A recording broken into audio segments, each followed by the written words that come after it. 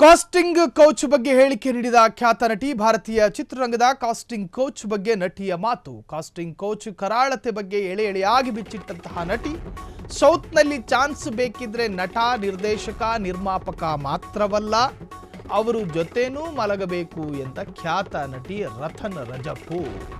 ಈ casting coach ಎನ್ನುವಂತಹ ಭೂತ ಶುರುವಾಗಿದ್ದು ಮಲಯಾಳಂ ಸಿನಿಮಾ ಇಂಡಸ್ಟ್ರಿಯಲ್ಲಿ. ಅದಾದ ನಂತರ ತಮಿಳಲ್ಲೊಂದಷ್ಟು ನಟಿಯರು ಎದ್ದು ಬಂದರು. ಕರ್ನಾಟಕದ ಚಂದನವನದ ಒಂದಷ್ಟು ನಟಿಯರು ಎದ್ದು ಬಂದರು. ನನ್ನನ್ನು ಕರೆದಿದ್ದ, ನನ್ನನ್ನು ಬಾಬಾ ಅಂತ ನರಳಾಡ್ತಿದ್ದ ಅಂತ ಹೇಳಿ ಸಾಕಷ್ಟು ನಟಿಯರು ಕಂಪ್ಲೇಂಟ್ ಮಾಡಿದ್ರು. ಈ ಕಾಸ್ಟಿಂಗ್ ಕೋಚ್ ಬಗ್ಗೆ ಈಗ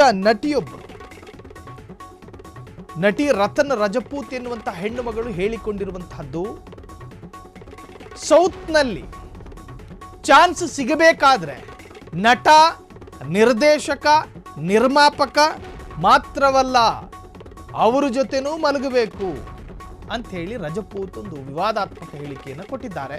ನಾನು ಅಂತ ಆಫರ್ ಓಕೆ, ಆದರೆ ಕಾಸ್ಟಿಂಗ್ ಕೋಚ್ ಬಗ್ಗೆ ಹೇಳಿಕೆ ನೀಡಿದಂತಹ ಖ್ಯಾತ ನಟಿ, ನಟ ಮಾತ್ರವಲ್ಲದೆ ಇನ್ನೂ ಒಬ್ಬರ ಜೊತೆ ಅಡ್ಜಸ್ಟ್ ಮಾಡಿಕೊಳ್ಳಬೇಕಂತೆ.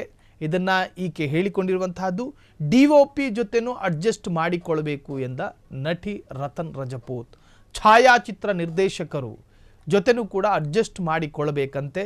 ನಾನು ಅಂತ ಆಫರ್ ಓಕೆ ಅಂದಿದ್ದರೆ ಸೂಪರ್ ಸ್ಟಾರ್ ಆಗುತ್ತಿದ್ದೆ ಎಂದ ನಟಿ.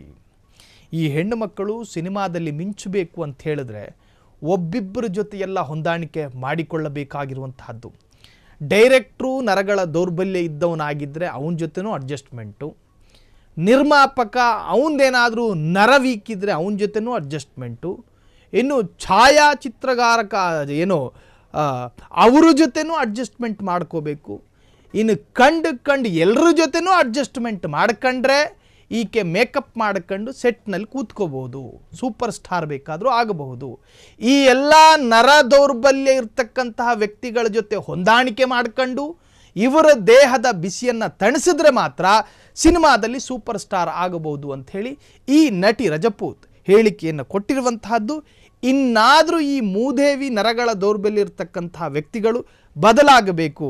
ಹಾಗೇನಾದರೂ ನಿಮ್ಮ ನರ ವೀಕ್ ಇದ್ದರೆ ನಿಮ್ಮ ಮನೆ ಹೆಣ್ಣುಮಕ್ಕಳ ಮುಂದೆ ಪ್ರದರ್ಶನಕ್ಕಿಡಿ ಅಂತ ಹೇಳ್ತಾ ಈ ಕಾಸ್ಟಿಂಗ್ ಕೋಚ್ ಕರಾಳತೆಗೆ ಸಂಬಂಧಪಟ್ಟಂಥ ಈ ಅಪ್ಡೇಟ್ಗಳನ್ನು ಇಲ್ಲಿಗೆ ಮುಗಿಸ್ತಾ ಇದ್ದೇವೆ.